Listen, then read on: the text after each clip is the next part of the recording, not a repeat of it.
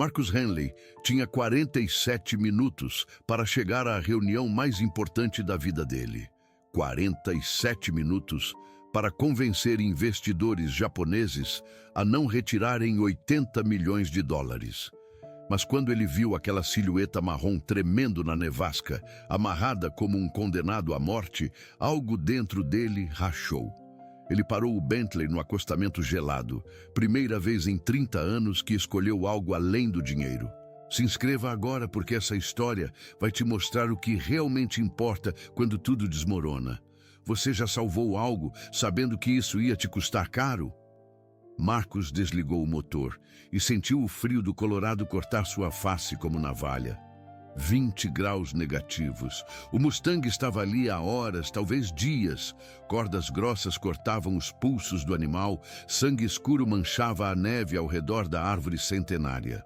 "Que filho da puta fez isso com você?" Marcus murmurou, tirando o casaco de lã italiana. 3.000 dólares jogados na neve suja. O cavalo era jovem, talvez 4 anos. Olhos grandes, assombrados, mas ainda vivos, ainda brigando. Marcus conhecia esse olhar. Via no espelho toda manhã antes de colocar a máscara de empresário bem-sucedido. Ele puxou o canivete suíço do bolso, presente do pai, 30 anos atrás. Ironicamente, a primeira coisa útil que o velho lhe havia dado. As cordas estavam congeladas, duras como arame farpado. Marcus cortou com força bruta, xingando a cada movimento. O animal não fugiu quando foi libertado. Ficou parado, olhando Marcus como se esperasse uma explicação, como se soubesse que aquele homem de terno caro não deveria estar ali. Marcus olhou ao redor pela primeira vez. O estômago dele despencou. Conhecia aquela árvore. Conhecia a cerca de madeira podre ao fundo. Conhecia o celeiro meio destruído a 200 metros dali. Merda! Estava na antiga fazenda do pai, a propriedade que ele jurou nunca mais pisar. O lugar onde tudo tinha começado a apodrecer entre eles. Seu telefone vibrou. Yamamoto-san, a reunião. Os 80 milhões. Marcus olhou para o cavalo, depois para o telefone. Primeira escolha real da vida dele.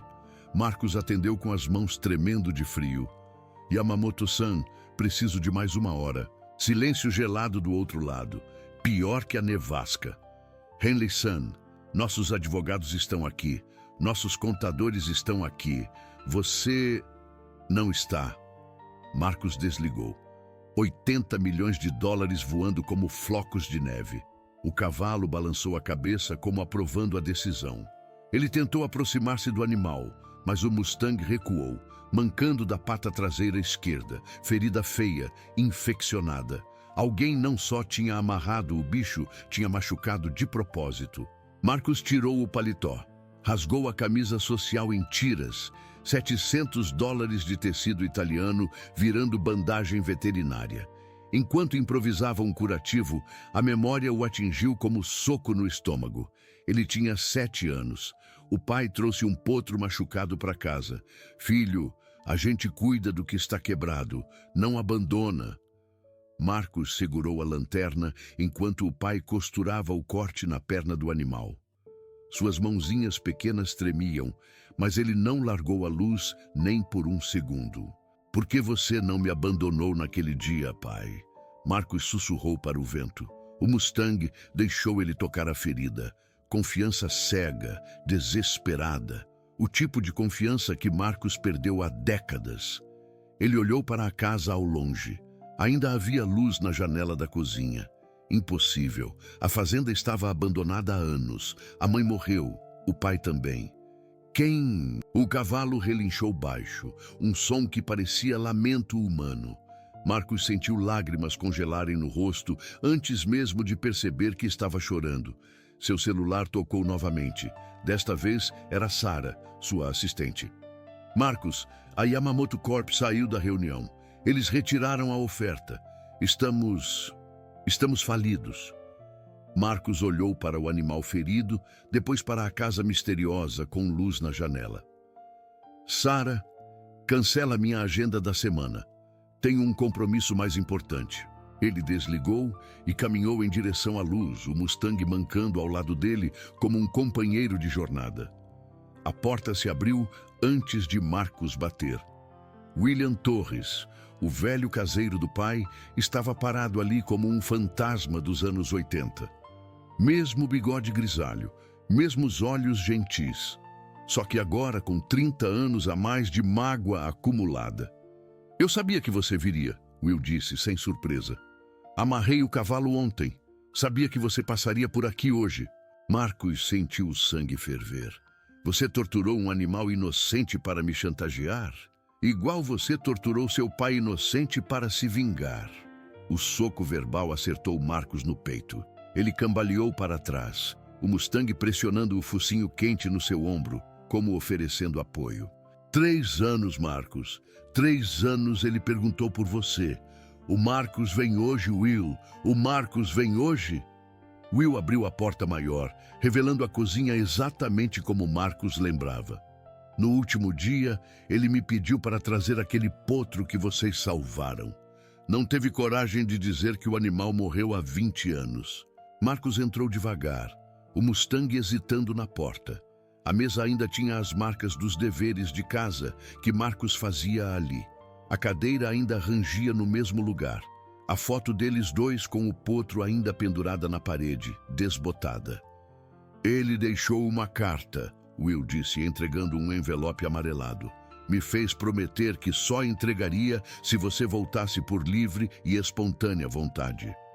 Marcos olhou para a carta, depois para o Mustang que tinha entrado e estava bebendo água numa bacia velha, o animal que o trouxe de volta para casa. "Ele sabia que eu voltaria?"